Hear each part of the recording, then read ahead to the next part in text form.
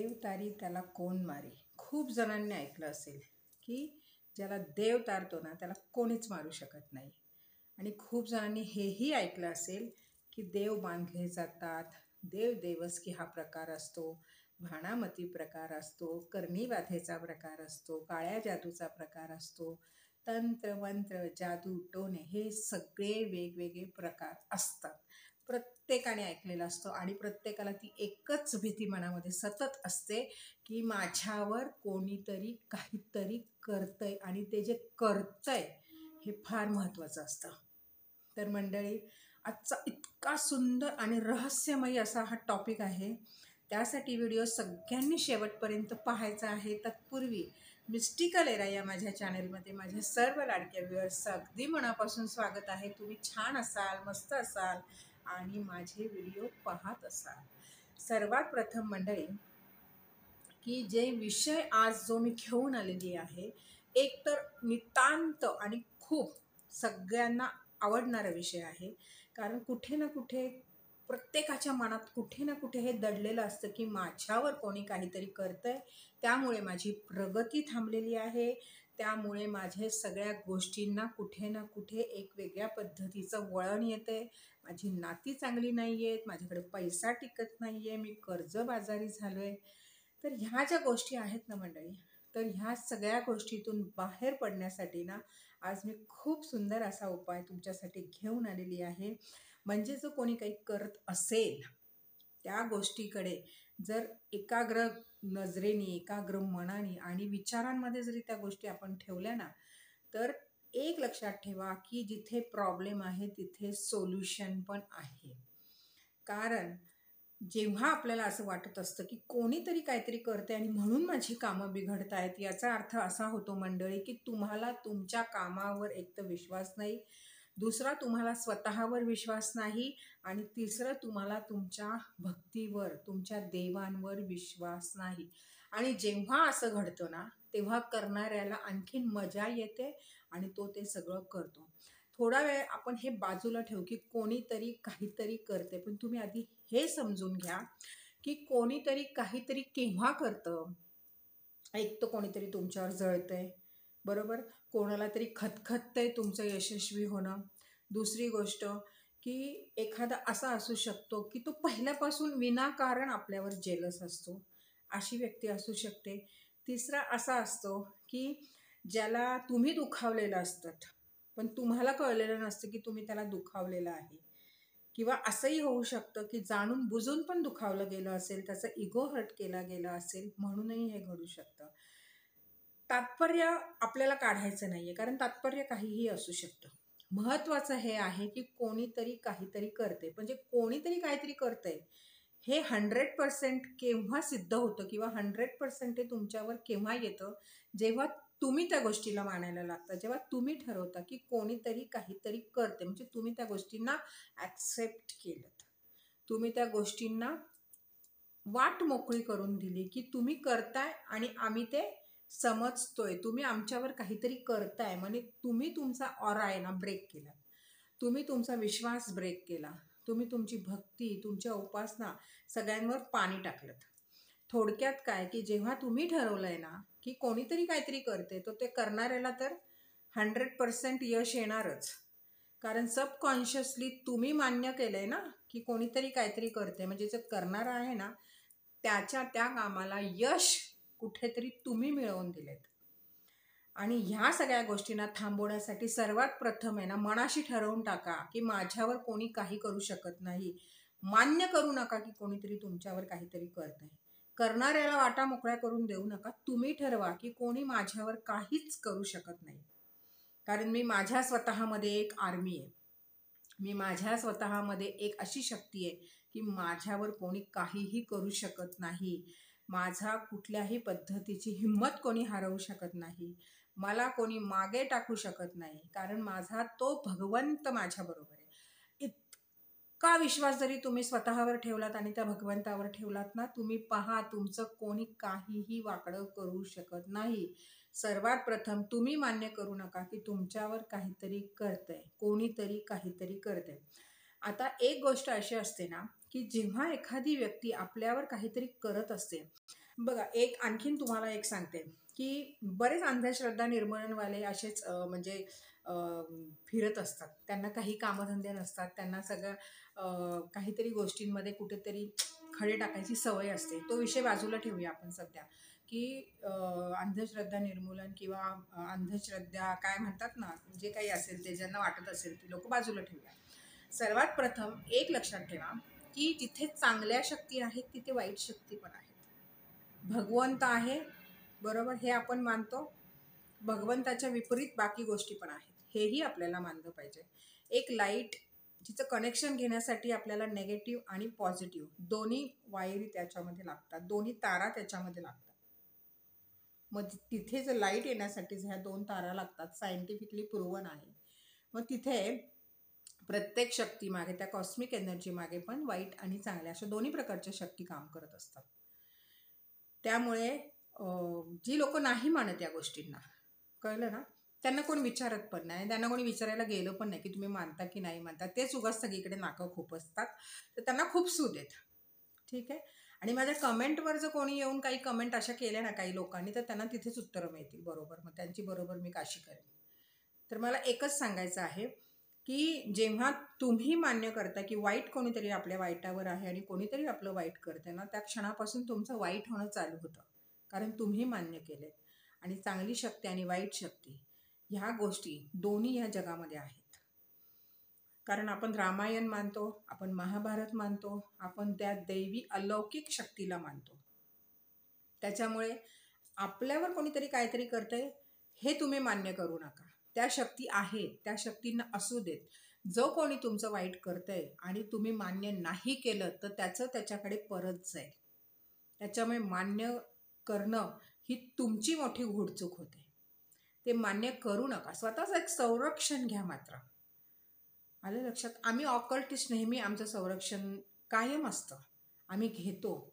त्यामुळे आमच्यावर कोणी काहीही करत असेल ना, त्याचं त्याच्याकडे परत जातं. आम्हाला ते टच पण होत नाही हो, कारण आम्हाला माहिती आहे की आमचा कोणी नाद करत नाही आणि नाद करू शकत नाही. तर मंडळी, तुम्हीही तसंच राहा. तुम्हाला कोणी काहीही करू शकत नाही. या आविर्भावामध्ये जगा. तुमची तेवढी शक्ती वाढवा, तुमची तेवढी ताकद वाढवा. आणि हे करण्यासाठी तुम्हाला स्वतःवर विश्वास हवे. शक्ती वाढवणे, ताकद वाढवणे म्हणजे काही तुम्हाला बलदंड होणे असं काही नाही आहे. फक्त तुमची वैचारिक पातळी जी आहे ना, जी तुमची एकदम काय म्हणतात ना, लो झाली आहे, तिला थोडं बिल्ड करा. आपल्या स्वतःला समजवा की मी स्वतःमध्येच एक अशी शक्ती आहे की माझं कोणी काहीच वाकडं करू शकत नाही. आणि देवाने प्रत्येकाला, ते भगवंतानी ते दिलेलं आहे, ती शक्ती दिलेली आहे. त्या शक्तीचा वापर करा. प्रत्येकामध्ये काहीतरी सुप्त शक्ती असतात, त्या शक्तींचं जागरण करा, त्या शक्तींना बाहेर काढा. थोडं मेडिटेशन करा आणि स्वतःच्याच सबकॉन्शियस माइंडला सांगा, व्हिज्युअलाइज करा की तुमच्यामधल्या सगळ्या त्या ज्या शक्ती आहेत, ज्या भगवंतानी तुम्हाला दिलेल्या आहेत, ज्या किमया करू शकतात, ज्या जादू करू शकतात, त्या सगळ्या सुप्त शक्तींना तुम्ही जागं केलंयत. अशा पद्धतीने एक मेडिटेशन चालू करा. त्या शक्ती तुम्हाला पूर्ण संरक्षण कवच देतायत.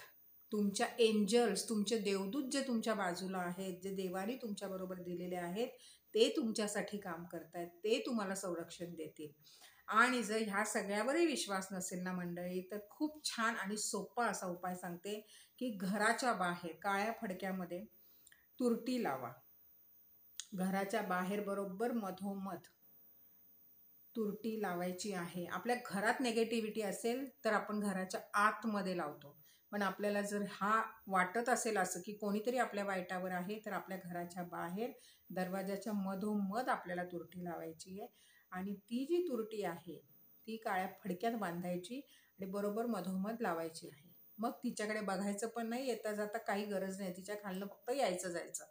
दुसरी गोष्ट, पाण्यामध्ये पण तुरटीचा खडा टाकून आंघोळ करायची आहे. तो खडा उचलून परत डब्यात ठेवायचा, डबा बंद करायचा, दुसऱ्या दिवशी परत तो पाण्यात टाकायचा, आंघोळ करायची. म्हणजे तो खडा तुम्हाला खूप टाईम चालणार आहे. तिसरी गोष्ट, जेव्हा पौर्णिमा असते त्या पौर्णिमेला थोडीशी पिवळी मोहरी घ्यायची आणि आपल्या दारामध्ये फेकायची. लक्षात घ्या, पौर्णिमा, प्रत्येक पौर्णिमेला तुम्हाला हे करायचंय. प्रत्येक पौर्णिमेला हातामध्ये दालचिनीची पावडर घ्यायची, आपल्या दाराच्या बाहेर उभं राहायचं, घराच्या आतल्या साईडला तोंड करून दालचिनीची जी पावडर आहे ती अशी करून आपल्या पूर्ण घरामध्ये ब्लो करायची आहे.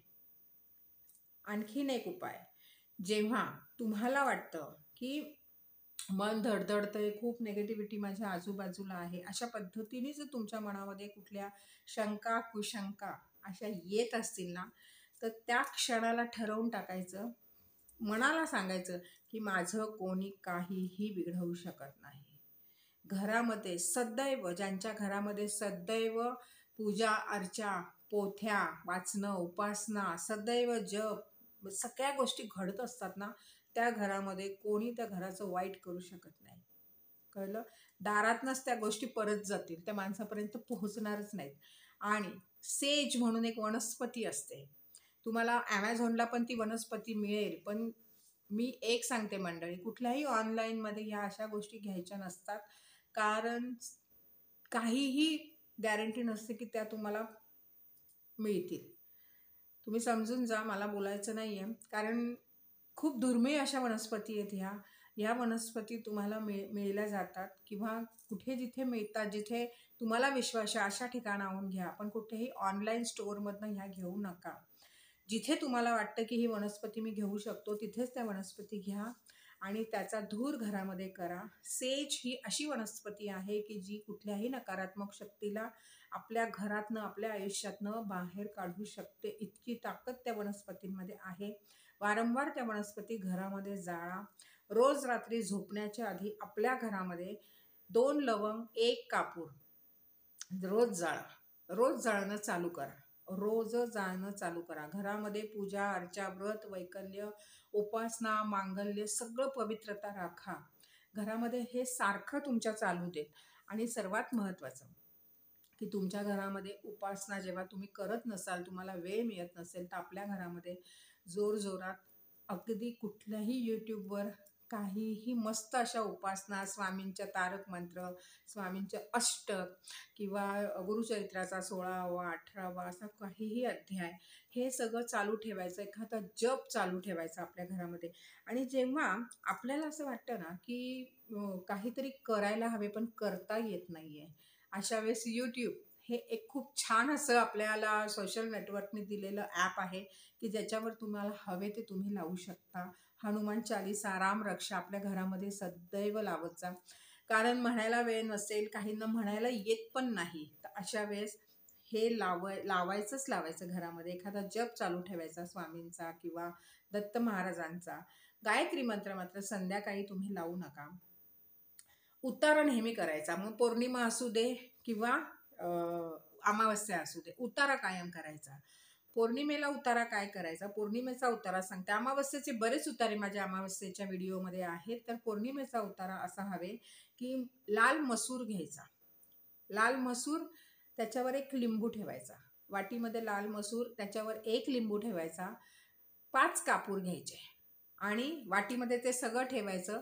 उलटी 7 वेळा ती वाटी, म्हणजे अँटी क्लॉकवाईज ती प्रत्येक घरातील प्रत्येकावरनं ती वाटी उतरवायची. त्यानंतर घराच्या बाहेर आल्यानंतर मसूर, त्याच्यावर लिंबू आणि त्या लिंबावर ते कापूर, 1 कापूरवर आणि बाकीचे कापूर लिंबाच्या आजूबाजूला वाटीमध्ये मसुरावर ठेवायचे आहेत, लाल मसुरावर.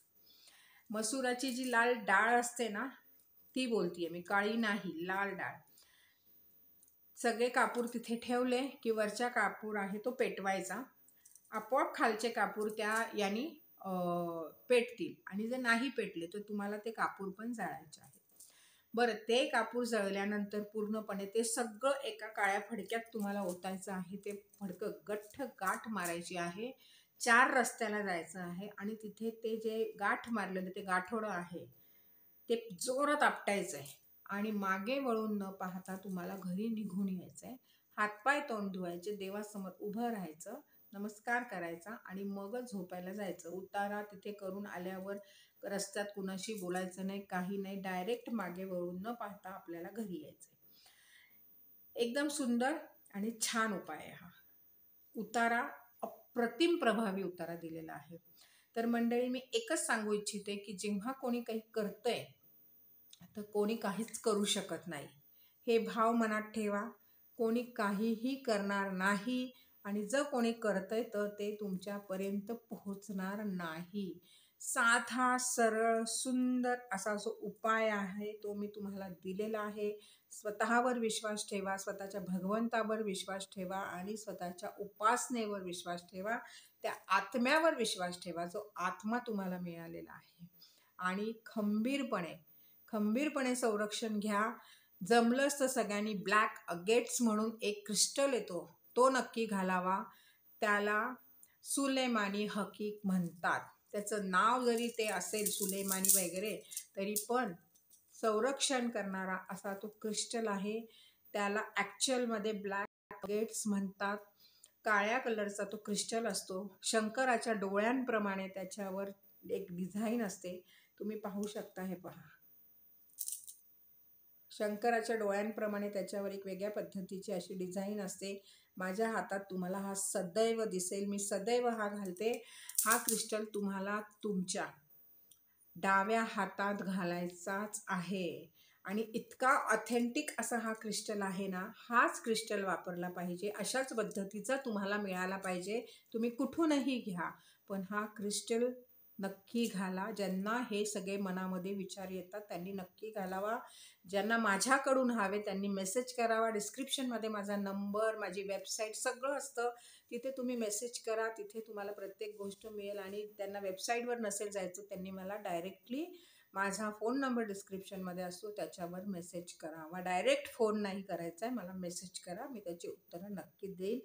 उशिरा देईल पण त्याची उत्तरं मात्र तुम्हाला नक्की मिळतील. तर मंडळी, छान पद्धतीने तुम्हाला सांगितलेले आहे. कोणी तुमचे देव बांधू शकत नाही, कोणी तुमची मती बांधू शकत नाही, कोणी तुमच्याबद्दल काहीही करायचा प्रयत्न केला करू शकत नाही. पण तुम्ही ठाम राहा. तुम्हाला ह्या सगळ्या गोष्टींना तोंड द्यायचं आहे. तुम्ही एकमेव अशी व्यक्ती आहात की जी स्वतःला वाचवू शकते. जर तुम्ही स्वतःची मदत करणार नाही तर तुमची मदत तो भगवंतही करणार नाही. तुम्ही स्वतःमध्ये खंबीर राहा. मी इतकंच सांगेन. तर मंडळी, पुन्हा लवकर भेटू. पण व्हिडिओ आवडला असेल तर लाईक करा. व्हिडिओ शेअर करायला अजिबात विसरू नका. ज्यांनी चॅनल अजूनही सबस्क्राईब नाही केलं त्यांनी चॅनलला फटाफट सबस्क्राईब करा. आणि माझे व्हिडिओ अगदी मनापासून पाहत राहा. पुन्हा लवकर भेटू. तोपर्यंत छान राहा, मस्त राहा आणि माझे व्हिडिओ पाहत राहा.